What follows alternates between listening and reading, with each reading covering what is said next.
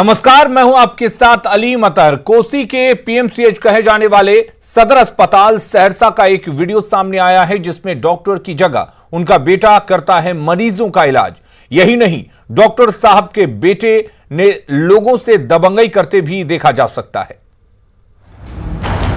सहरसा सदर अस्पताल में मरीजों का इलाज कर रहा ये युवक कोई सरकारी डॉक्टर नहीं है। ये तो इस अस्पताल में कार्यरत डॉक्टर रंजीत मिश्रा का बेटा मानस मिश्रा है। आरोप है कि डॉक्टर साहब खुद अपने बेटे को लेकर रोज अस्पताल पहुंचते हैं और मरीजों का इलाज और ड्रेसिंग करने को कहते हैं। अपने पिता के पद और रसूख की बदौलत मानस न केवल बेरोक टोक इलाज करता है बल्कि पत्रकारों की ओर से सवाल पूछे जाने पर उन्हें धमकाता भी है। अपनी मर्जी से ड्रेसिंग रूम में मौजूद मानस की पहचान जब हमारे कैमरे पर उजागर हुई तो वो वहां से फरार हो गया।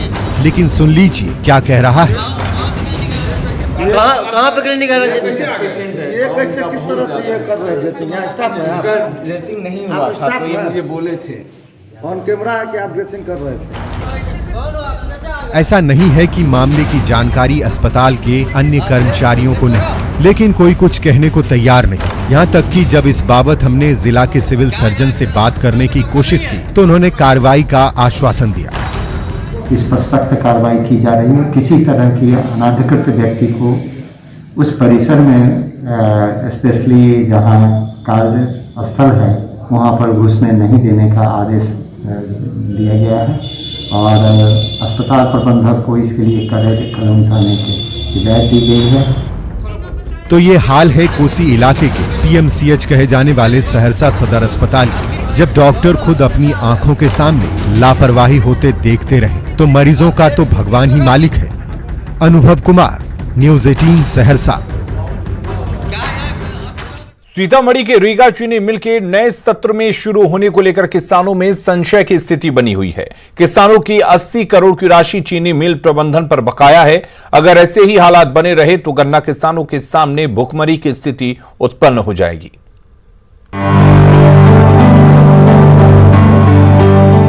यह है सीतामढ़ी का प्रसिद्ध रीगा चीनी मिल। इस चीनी मिल का समृद्धशाली इतिहास रहा है, लेकिन आज मिल प्रबंधन की स्थिति खस्ताहाल है और इससे भी ज्यादा बदतर स्थिति है इलाके के गन्ना किसानों की।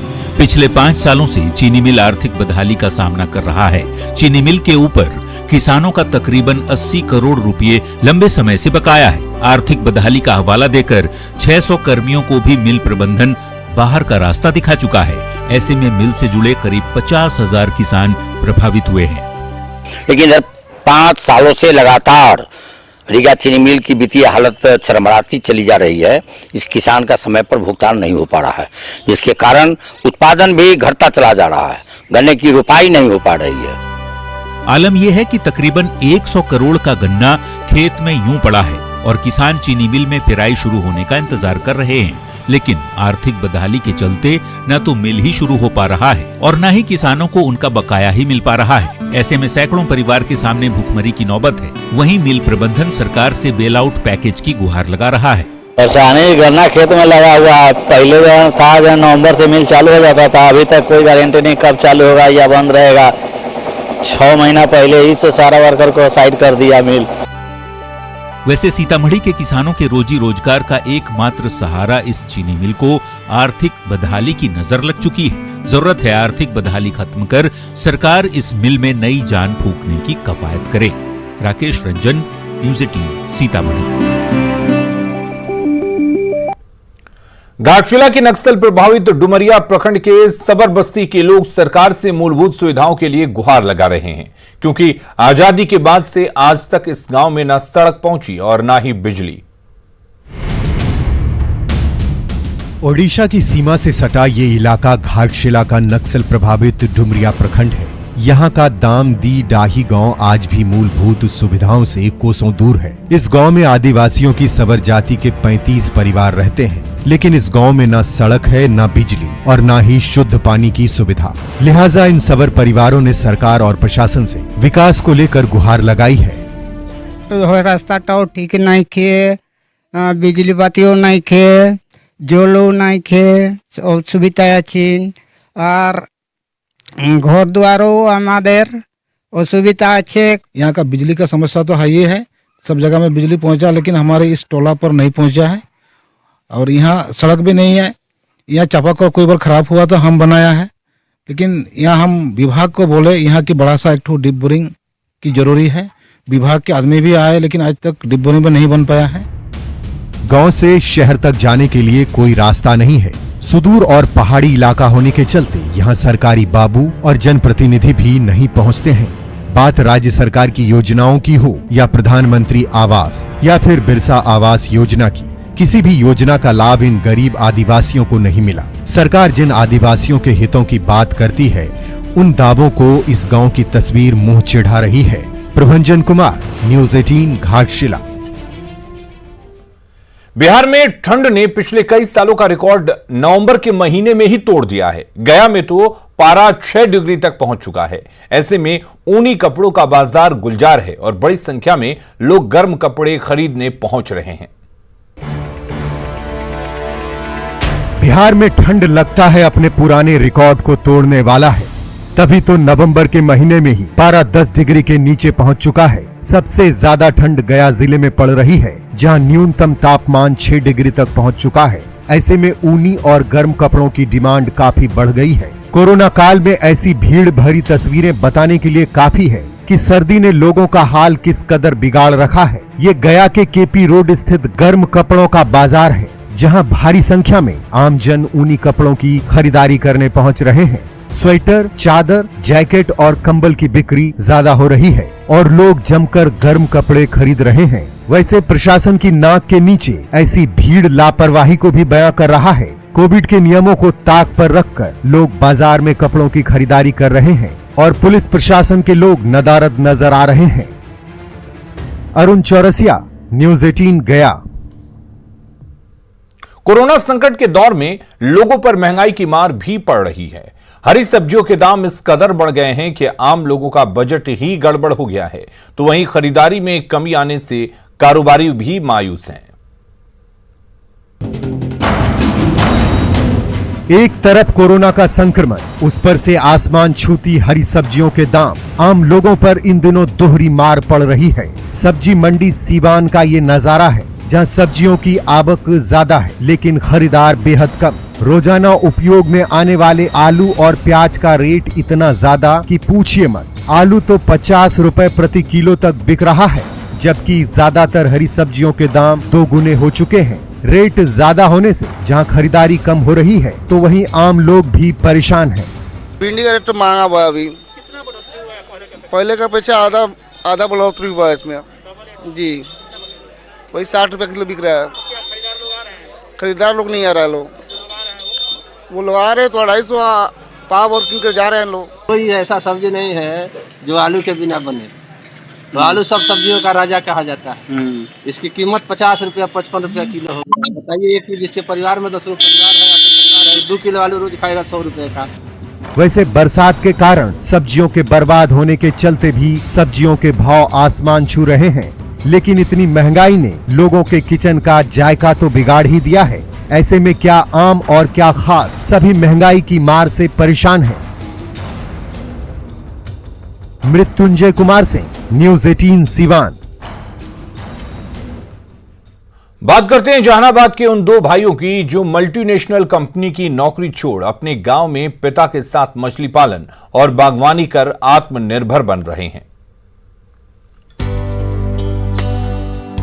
हाथों में फावड़ा लिए बगीचे की देखभाल कर रहे ये युवा कभी मल्टीनेशनल कंपनी की नौकरी किया करते थे, लेकिन कोरोना काल ने इनकी जिंदगी ही बदल डाली है। जहानाबाद के सदर प्रखंड के गोनवा गांव के रहने वाले गोपाल शर्मा के दोनों बेटे संतोष और मंतोष अब पिता के कंधे से कंधा मिलाकर बागवानी के साथ ही मछली पालन में न केवल मदद कर रहे हैं, बल्कि इसे बेहतर आय का जरिया बनाकर आत्मनिर्भर भी बन रहे हैं। MBA किए हुए दोनों, और एगो फाइनेंसिंग क्या है उसकी हुए है, लेकिन दोनों है और दोनों बहुत मदद करता है हमको हर दृष्टिकोण से। इसलिए कि इकोनॉमी तो इसी के पास है, इसमें इकोनॉमी की जरूरत है, इसे मदद करता है पूरा और ध्यान देता है। MBA की डिग्री हासिल कर चुके दोनों भाई कभी मल्टीनेशनल कंपनी में बड़े ओहदे पर थे, लेकिन गांव की जमीन से जुड़ाव ने वो चमत्कार कर दिया कि आज इनकी मेहनत रंग ला रही है। MBA किया है मैंने फाइनेंस एंड अकाउंटिंग से। तो अभी ये आपके पिताजी ने इतना बड़ा जो बगीचा लगाया है, उद्यान लगाया, फिशरी में काम कर रहे हैं, तो आप कैसे हेल्प कर रहे हैं? सर सबसे पहले तो हम बता दें कि सर नेचर से जुड़ा रहना तो सबसे इम्पोर्टेंट है सर। आम अमरूद की बागवानी हो या फिर मछली उत्पादन, गोपाल शर्मा के दोनों बेटे अपने परिवार की प्रतिष्ठा को दिन ब दिन बढ़ा रहे हैं। खुद तो आत्मनिर्भर बन ही रहे हैं, इलाके के युवाओं को भी बड़ा संदेश दे रहे हैं। वाकई ये युवा आत्मनिर्भर बनने के बेहतरीन उदाहरण है। राघव एहसन, न्यूज़ 18 जहानाबाद। कोरोना संक्रमण के बढ़ते खतरे को देखते हुए एक बार फिर ट्रेनों के परिचालन पर ब्रेक लगने की संभावना है। रांची रेल मंडल ने एहतियाती कदम उठाते हुए 30 नवंबर के बाद कई ट्रेनों को आगे चलाने का फैसला नहीं किया है। देश भर में कोरोना का संक्रमण बढ़ रहा है। ऐसे में रांची रेल मंडल की ओर से एहतियातन कुछ कड़े कदम उठाए जा रहे हैं। कई ट्रेनों का परिचालन बंद करने का भी फैसला लिया जा रहा है। इन ट्रेनों में बिहार, यूपी और बंगाल के लिए चल रही कई स्पेशल और फेस्टिवल ट्रेनें शामिल हैं, जो 30 नवंबर के बाद बंद हो जाएंगी। बंद होने वाली कुछ प्रमुख ट्रेनें Patna Ranchi Janshatabdi express, Gorakhpur Hatia Maurya express, Hatia Patna express, Hatia Purnia court express, Ranchi Howrah special, Hatia LTT festival express सहित। हालांकि दिल्ली राजधानी स्पेशल, हावड़ा शताब्दी, दरभंगा सिकंदराबाद जैसी कुछ गाड़ियां 30 नवंबर के बाद भी चलेंगी। तो 30 तारीख को ये बंद नहीं हो रही है, लेकिन जो बाकी ट्रेनों की जो सूची है, जैसे कि पटना जाने वाली इस्लामपुर हो गई, या पटना के लिए ट्रेन हो गई, या आपका पूर्णिया कोट की ट्रेन हो गई, ये तरह की ट्रेनें जो है वो 30 तारीख तक इनका फेरा दिया गया है और 30 तारीख तक ही ये चलाने का अभी तक फिलहाल निर्देश है। जाहिर तौर पर रेलवे की ओर से लिए गए इस फैसले के बाद वैसे यात्रियों को काफी परेशानी होगी जो छुट्टियों में अपने घर आए थे और जल्द काम पर लौटने की सोच रहे थे। हम लोग को चेन्नई जाना पड़ रहा है और चेन्नई का गाड़ी नहीं है। जोलारपेट तक जाना है, उसका भी गाड़ी नहीं मिल रहा है। अभी बोल रहे हैं 24 के बाद गाड़ी ही नहीं है। वैसे दिल्ली, गुजरात, मध्य प्रदेश सहित देश के कई इलाकों में जिस रफ्तार से कोरोना का प्रकोप बढ़ता जा रहा है, इसलिए एहतियात बरतते हुए रेलवे की ओर से ये कदम उठाए गए हैं। लेकिन 30 नवंबर के बाद रिजर्वेशन लेने पहुंचे कई यात्रियों के लिए ये फैसला मुसीबत बनने वाला है। वन किशोर झा, न्यूज़ 18 रांची। और सुबह से लालू प्रसाद के एक वायरल ऑडियो ने हलचल मचा रखी है। इस पर क्या कुछ कह रहे हैं तारकिशोर प्रसाद, सुनते हैं। पर जिस प्रकार का दबाव बनाया गया और उनके एक सदस्य के द्वारा जो बिहार विधानसभा के कर्मी हैं, जो गणना कर रहे थे, उनका नोटबुक छीना गया, यह दुर्भाग्यपूर्ण है। अध्यक्ष के आसन ग्रहण करने के बाद नेता प्रतिपक्ष जिस प्रकार से लोकतंत्र की दुहाई दे रहे थे, लोकतंत्र की बात कर रहे थे, और वो कहीं से वो परिलक्षित नहीं हुआ। आखिर ऐसी हताशा क्यों? हम जनादेश के आधार पर सदन में हैं, सरकार में हैं, लेकिन लोकतंत्र की दुहाई देना और अलोकतांत्रिक आचरण और व्यवहार करना, खास करके अध्यक्ष के निर्वाचन में तो और मर्यादित होकर आचरण, चाहे वो पक्ष हो या विपक्ष हो, उसका होना चाहिए। हम उनके इस व्यवहार की निंदा करते हैं और विगत आधे शतक से जो परंपरा थी उसको भी उन्होंने तोड़ने का काम किया।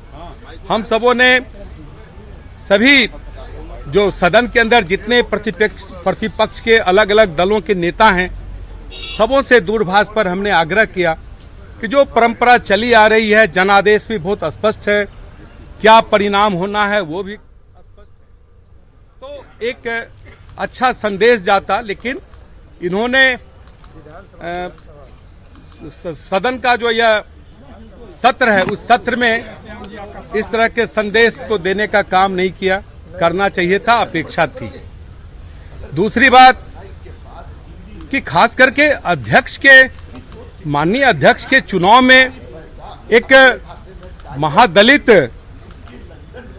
प्रथम बार नवनिर्वाचित हमारे सम्माननीय विधायक ललन पासवान जी को श्री लालू प्रसाद जी के द्वारा जेल से उन्हें प्रलोभन देना, धमकी देना, पिताजी या पूर्व मुख्यमंत्री और उसी दल के वो नेता हैं, राष्ट्रीय अध्यक्ष हैं, और इस तरह का वो धमकी देना दूरभाष पर, एक तो खुल्लम खुल्ला कानून का उल्लंघन वो कर रहे हैं। खैर, कानून का उल्लंघन करना उनका अभ्यास है, उस पर कोई टिप्पणी नहीं करेंगे, लेकिन इसकी निंदा करते हैं।